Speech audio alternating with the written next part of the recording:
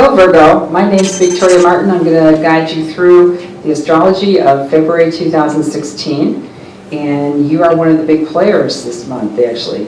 The first half of February for everybody, the mood is going to be both manic and dreamy, and this is going to affect you in your 6th house of your duties and jobs, so you can figure people in your workplace, they're going to be really extreme, and health and healing might be a feature this month, and or accounting and or morality could be issues. So you know, there's a lot of extremes in the mood for you to manage, but I know you can do it.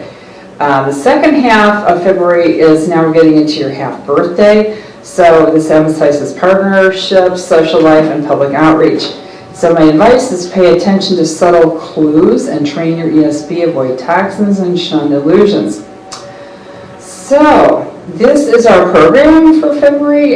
First we have the new moon, February 6th through 10th. So there's that waking up process. The full moon, February 20th through 24th, is dreamy and manic.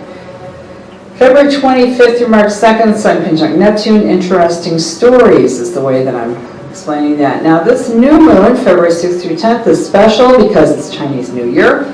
It's the year of the fire monkey. And I don't know a whole lot about Chinese astrology, so I consulted my colleague, Pun Yin, and she predicted the fire monkey is going to bring us a jumpy ride. And it's a rather interesting image. Also, she said that large crowds could cause nervous overload, so focus on building strong bonds, boost your immune system, retreat into the tranquility and beauty of natural settings. Good idea. Curb needless social activity, avoid rushing, avoid technical pollution, and avoid disturbances. Check out her website, Master Punyin at punyin.com for more information on the Chinese New Year and other feng shui things. So back to our regular astrology.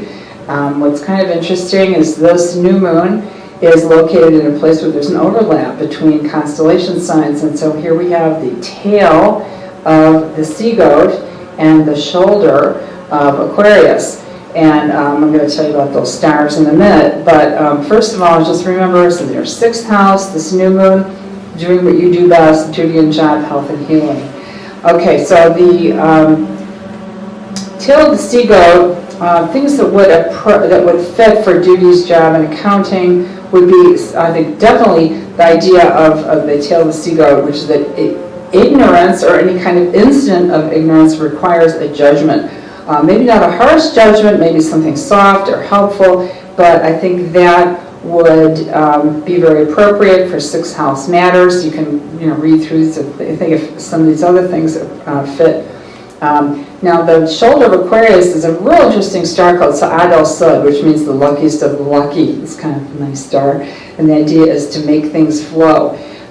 So I think that definitely the idea of duties, job, accounting, health is a sense of, to create a sense of well-being, to give yourself chunk-sized, or bite-sized appropriate challenges. Then once achieved, there's a great sense of well-being. Pat yourself on the back, say I did a good job, and keep cheering yourself forward on that new moon, because new moons tend to be a little introverted.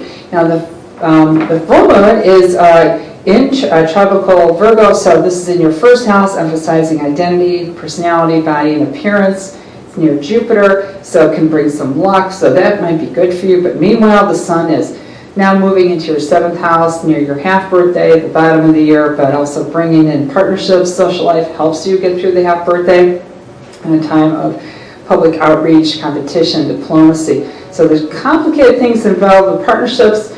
Neptune can be glamour and sensitivity, spirituality and mysticism, but also illusions, trickery, toxins, chaos. So it's a mixed bag, definitely. So be aware of both sides. Now this full moon, just to get into detail, is don't worry too much about this. It's in tropical Virgo, but it's in astronomical Leo. So we're going to see some of the stars in Leo coming out here, as well as the constellation sextans the compass.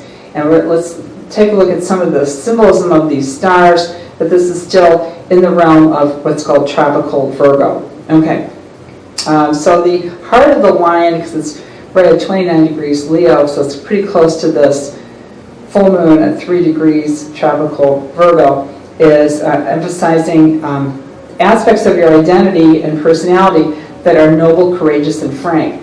And also justice, motives, and obeying medical guidelines. I think these all fit for your identity, body, and personality. Also, if we look at the compass here, sextans, that guiding souls in turbulent times might be part of your identity on this full moon, and part of the revelations that occur, and also acting as both a performer and a therapist, and using primal, your primal connection to primal forces and your observation abilities are probably a really good idea this full moon. Pay attention to what's going on. So this whole period, February 20th through March 2nd, with the full moon and the Sun conjunct Neptune, and it's emphasizing the polarity of both your role, your identity, and leadership, and how do you be aware of all these complicated things connected to other people, complicated but deep and meaningful relationships. So I'm saying for everybody,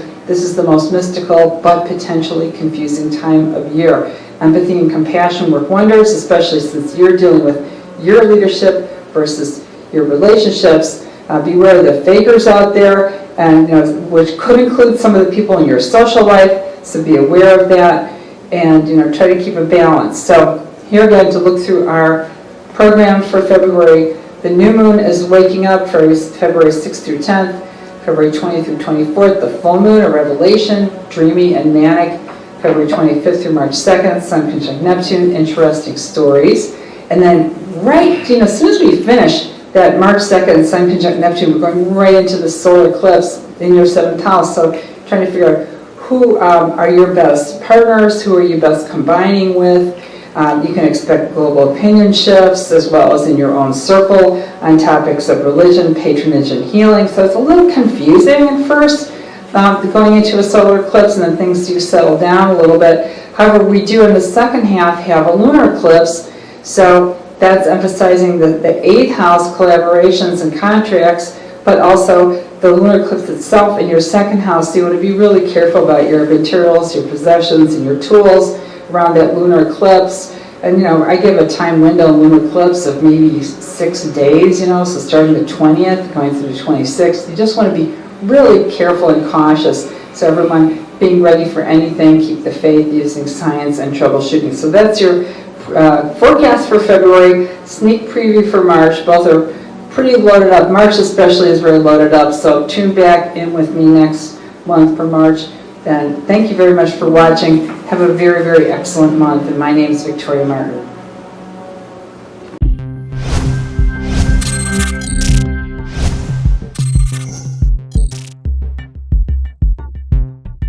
Bu akşam seminerimizi canlı olarak mobil uygulamamız üzerinden yapıyoruz.